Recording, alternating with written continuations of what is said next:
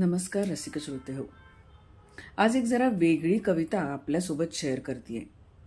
मी म्हणेन ही कविता म्हणजे आपल्या डोळ्यात घातलेलं अंजन आहे. ऐकूया. नागरिक मी भारत देशाचा, हातात सगळं आयतं पाहिजे. नागरिक मी भारत देशाचा, हातात सगळं आयतं पाहिजे. वीज कधी वाचवणार नाही, वीज कधी वाचवणार नाही, बिल मात्र माफ पाहिजे. नागरिक मी भारत देशाचा, हातात सगळं आयतं पाहिजे. झाड एकही लावणार नाही, झाड एकही लावणार नाही, पाऊस मात्र चांगला पाहिजे. तक्रार कधी करणार नाही, तक्रार कधी करणार नाही, कारवाई मात्र लगेच झाली पाहिजे. नागरिक मी भारत देशाचा, हातात सगळं आयतं पाहिजे. लाचेशिवाय काम करणार नाही, लाचेशिवाय काम करणार नाही, भ्रष्टाचाराचा मात्र अंत पाहिजे.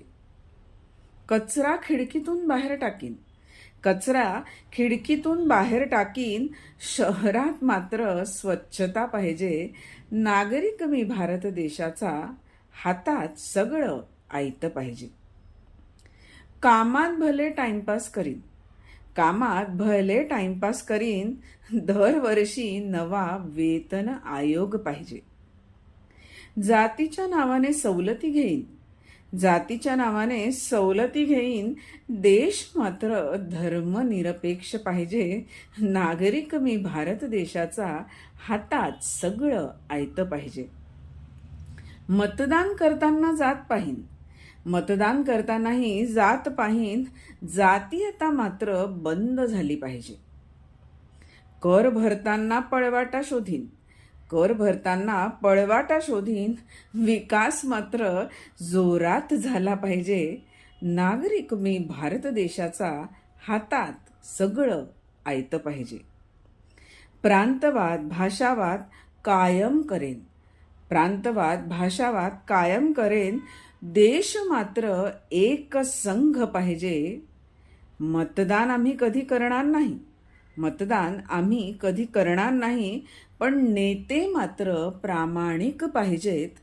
नागरिक मी भारत देशाचा, हातात सगळं आयतं पाहिजे, हातात सगळं आयतं पाहिजे.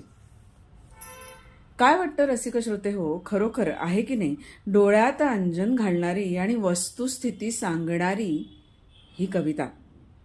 लेखक कोण आहेत?